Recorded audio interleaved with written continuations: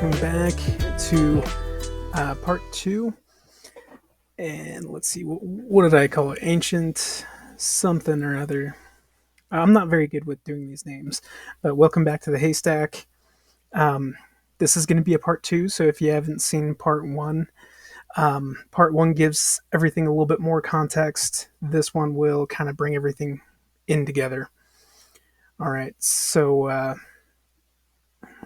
where we left off, I believe, was um, talking about these pictures and Abraham and basically the context. Now, these are from the tomb of Pharaoh A, who is proposed to be Joseph. I'm not sure if that's accurate, but this does depict some of the things that we would see in the Book of Joseph, which Bruce Porter covers. Was not published with the Book of Abraham, but it was recovered from Chicago, and so these are some remnants of the papers which Joseph purchased. Now here you can see that they chiseled off the faces, all of that, and that's because here they have the spells or the writings, but they chisel off the faces as to take away your image in the afterlife. So you could kind of tell how the religion probably once was, and it probably started off teaching things probably even properly and the way it actually was meant to be taught, but they ended up not having the authority because that priesthood authority went with the line of Shem. That line of Ham was cursed um, due to an incident with him and his father Noah, which we won't get into. Um, did cover some of this, the subterranean gallery. I do love that they, like all over the world, we see that there's pyramids and there's lots of people. You have Graham Hancock, and I know what people's thoughts are on him, and I have some of the same thoughts. I think he has things that are worth hearing, um, but completely different conclusions, obviously.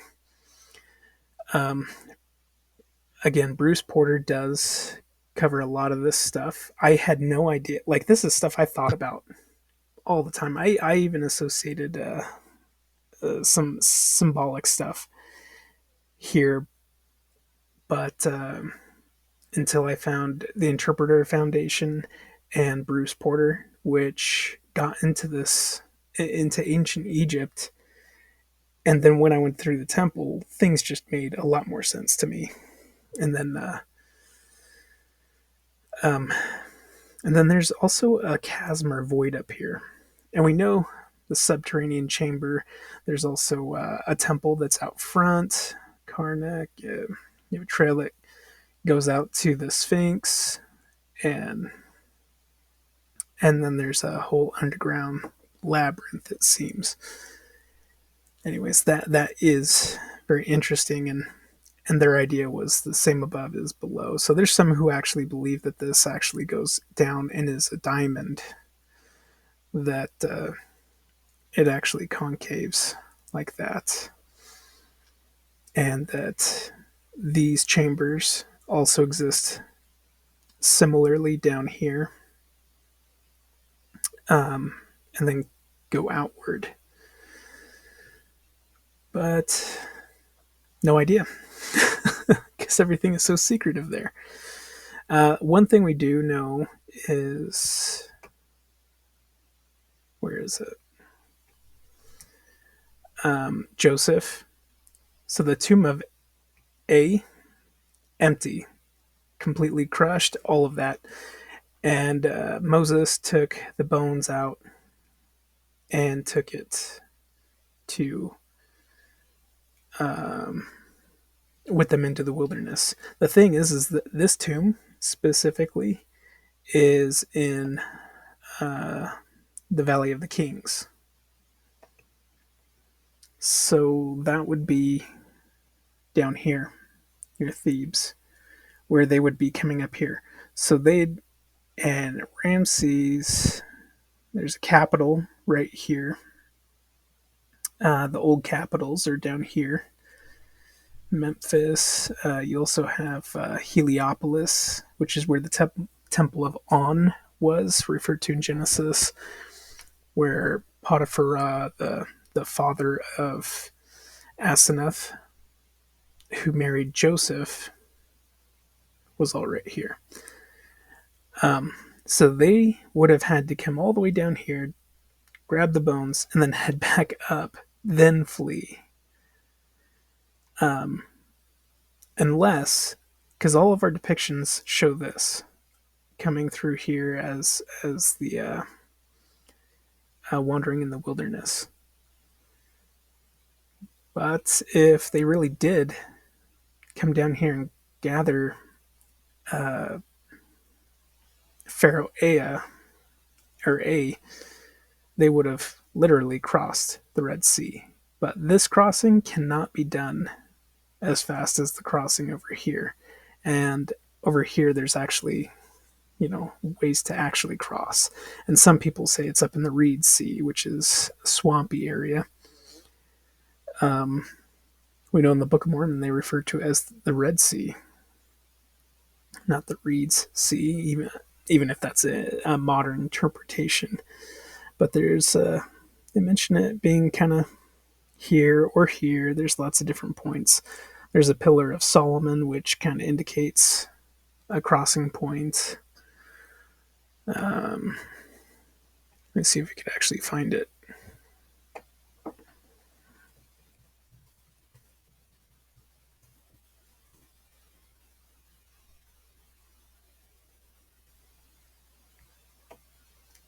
All right, so here.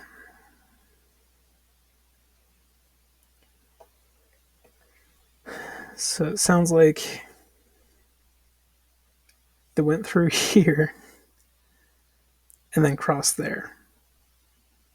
But that doesn't make too much sense if Israel is right there.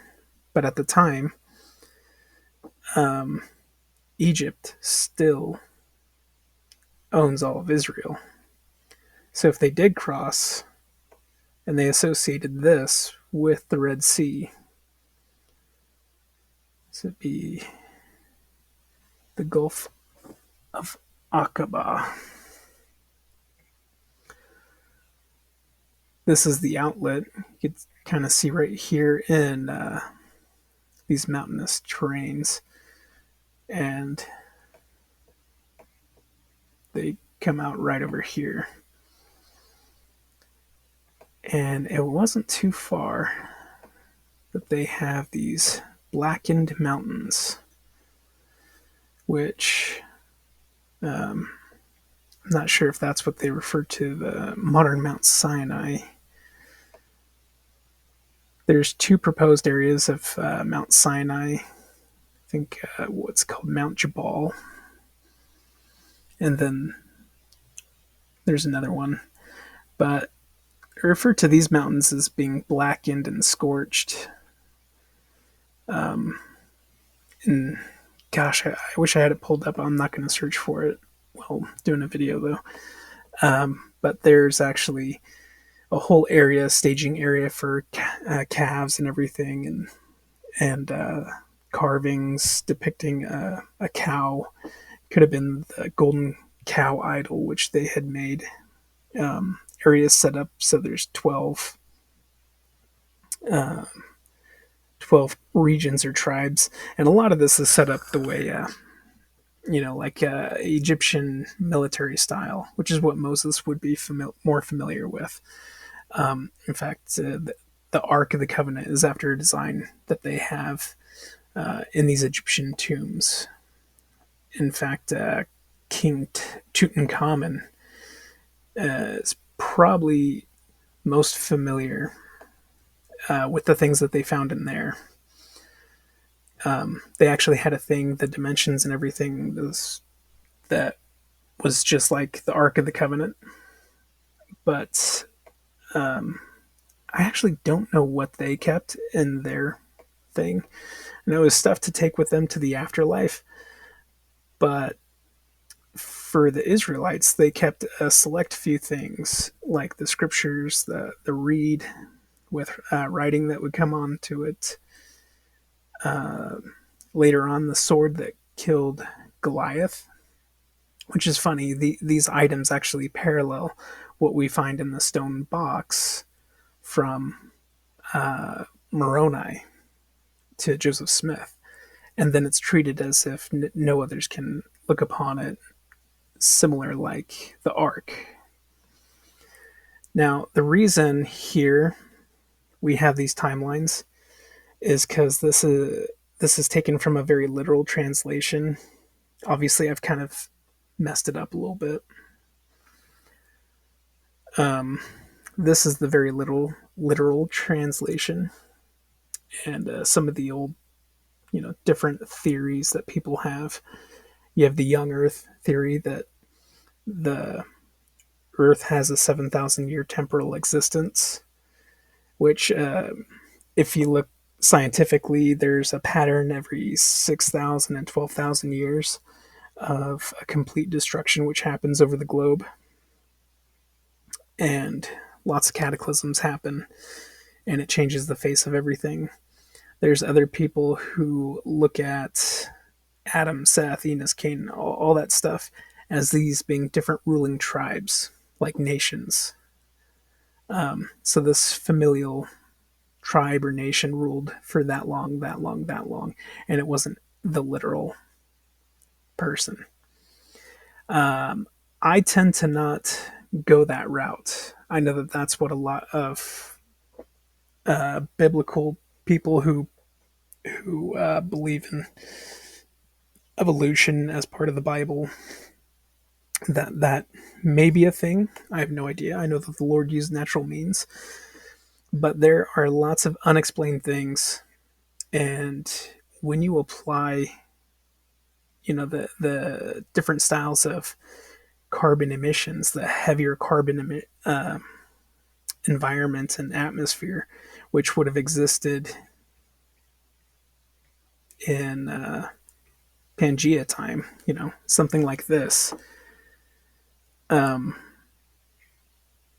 then things grow much larger. So you had much larger vegetation and animals. We have skeletons of giants, obviously, so people were obviously bigger. And then you look at Neanderthals, all the excess growth in some of those are actually the type of additional bone growth and curvature and that we would see with an aging person. Now, we've never seen an 800-year-old skeleton of a person, but I imagine it would look somewhat like a Neanderthal. But a lot of that evolutionary stuff has also been debunked as being fragments of baboon and pig and different animals, because all they're really working off of is a lot of fragments and partial information that they're really just piecing together. This is the direction of the plates. So we know that after Noah's flood, which would have been in the days of Peleg, right down here, that would have been just before the Tower of Babel, and it would have separated the lands. And that's if you take a literal translation. Others just say, Adam was simply the first patriarch. So here you see first 20 patriarchs. So this is the first awakened person. So theology out there that the Lord created Adam in the Garden of Eden, looked upon him for 40 days, and then breathed the breath of life into his nostrils. And one interpretation is that man already existed, but this is the first man who kind of unlocked that part of their brain to understand spiritual type things, and was the first man called as a patriarch and a priesthood holder by God. But that kind of contradicts biblical teachings. But then we also have to apply the context of their literary devices and how they did that, and it gets really really messed up and goofy. But I will say, if we're taking things that are literal translation, we're going to be confused. If everything is spiritual and metaphorical, then people are going to be more inclined to not believe in the Bible at all and to believe in anything. They're just going to say it's just a moral story that you teach your kids. It's just teaching your kids moral stories. And that's not the case either. There's a balance somewhere in there that we simply don't quite understand. But we do know in the environment that once existed, we've simulated this and actually grown much larger fish and tomato plants that live much longer, produce a lot more, and and if we're using carbon dating, and the carbon dating we use today is even now still being questioned by the very people who depend on it. They used to believe it was accurate up to an extent, but now it's far more into question. And if the carbon environment was completely different than our carbon dating system that we're using, like carbon 14 or whatever, it's going to have drastically different results. So that all goes part of something that we don't know. Where it is written is with in the sealed portion of the Book of Mormon, the record of Jared, who had all things. So basically, I think, I'm not sure which lineage he came out of. There's one theory that he was of the lineage of Ham, and that they're the Olmecs. And at the same time, you had the Adena people, who would have been more Shemitic and came from North America.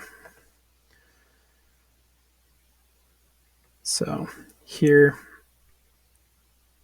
it's believed Nephi, there's two ways he could have gone. It's one through here, and two around here.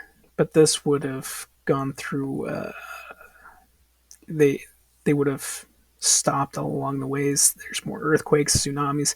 This is very dangerous. It's more likely he came through here and shot up straight through.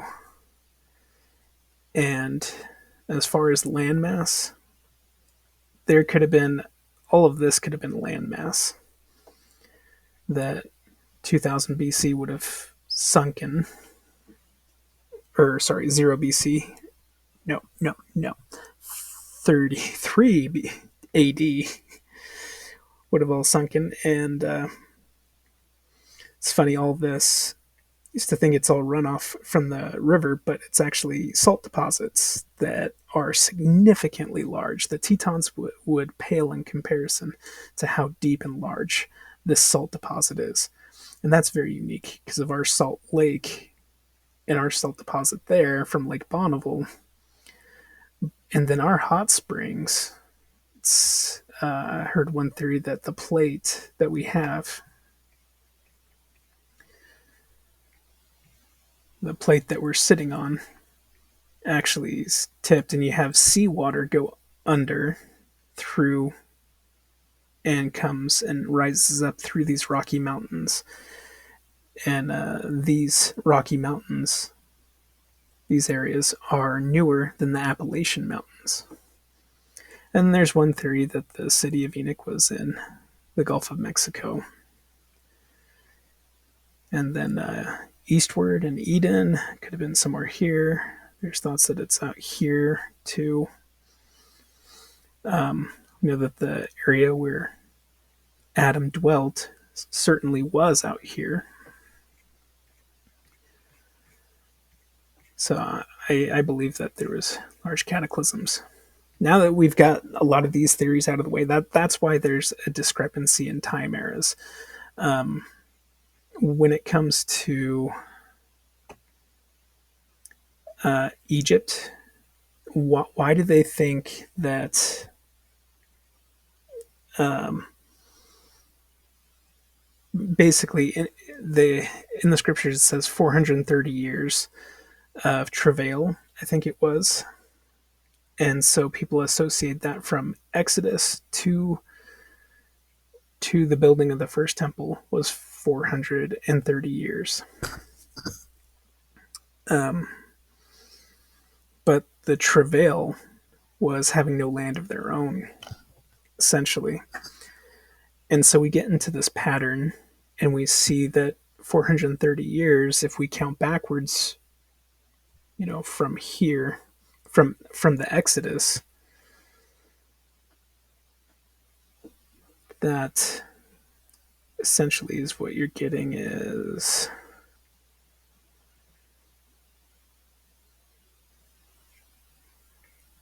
the time of travail is like when they're have no land of their own, and so it's seen as having a land of their own when in a temple, among them as a tabernacle, and they had that for about 215 years until they had the Temple of Solomon. So you go 215 years from the Temple of Solomon, which is about 966 to 959 BC, and that gets you back up to 11 was it 1174, and they would have been in the wilderness for 40 of those years. So 1134 is when they enter into Jerusalem. So if the Exodus is at 1174, that actually puts us back up where the capital is in Egypt, puts us right back to a northern capital. And Ramses, or Tanis, would have been up here. And the Bible mentions Ramesses and the city of Ramesses, and it mentions Tanis. And so it actually gives us a proper timeline and gives us Ramses the Great. We also have a precedence because the Hyksos have been officially kicked out. So Moses is going to be an outsider. He's going to be someone who they associate with the Forgotten Kingdom that they tried to destroy. He's kicked out and he can't return until the pharaohs or the people, the men who wanted him dead, are dead themselves. And then he returns and is basically has all the plagues of Egypt. And I've talked to a rabbi about this, and I've also talked to some Muslims about this. And there's been a couple different theories. One was from actually the Jew, believe it or not, that the Egyptian pharaoh wanted to keep the Jews there to help them, saying, "Look, you're going to go out into the wilderness. There's nothing out there. Stay with me, and I'll make you great." And all the plagues that came are associated with lower gods which they worshipped in Egypt, and this was in a way God saying, "Look, your gods don't protect you. It's the God of Israel that is the true one and only God." And so when they departed, they were actually Pharaoh was coming to stop them, not because he's losing a huge workforce, but because he had some form of connection and admiration and love for Moses. And that seems kind of weird. It's a different way to look at it. wants to keep them around to make a name for themselves, to make them big and great again, because their people had essentially been wiped off the face. But I think this was more still of wiping the Israelites out, and knowing that they wanted to go up to Jerusalem, and Egypt at that time still ruled all of here, right? So the Israelites would have to come down somewhere over here to get away, because that's outside the jurisdiction of Egypt. But coincidentally, Egypt loses control. They're butted up against the Hittite Empire up here, but they lose control of all of this, and that happens to be through the 40 years when the Israelites do return and take control. Now, whoever is left there has no remaining alliances, with the people that were just fled or pushed out. So now the Israelites are free to come into Jerusalem. So nice how that works. Now Joseph.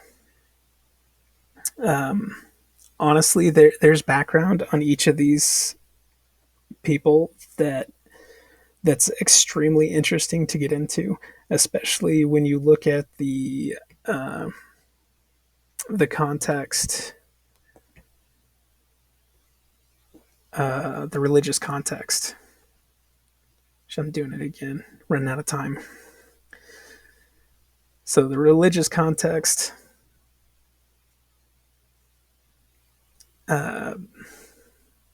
basically, your women of that time, the they held they were seen as high as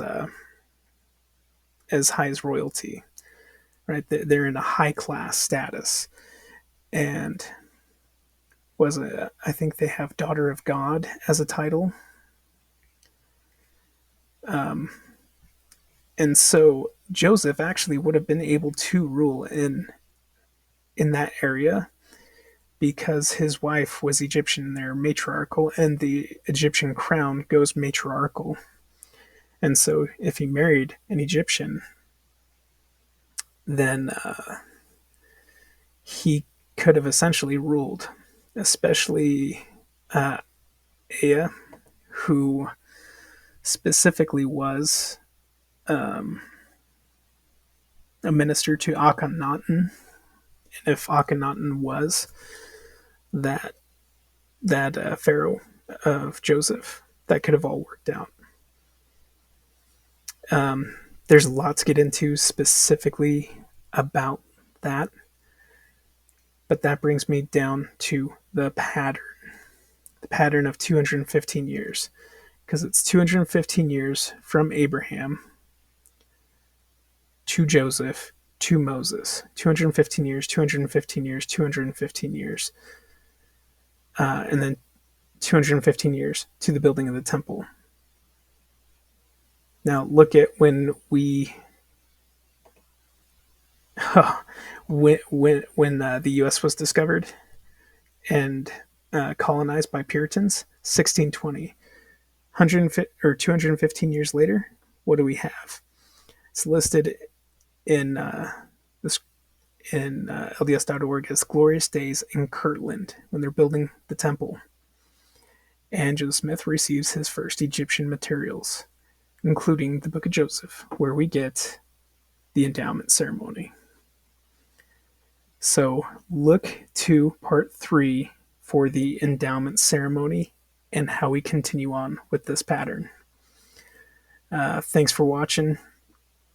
I hope you guys like this. I'm sorry I get distracted. There's so many things that are very interesting to me that I wish I could cover better.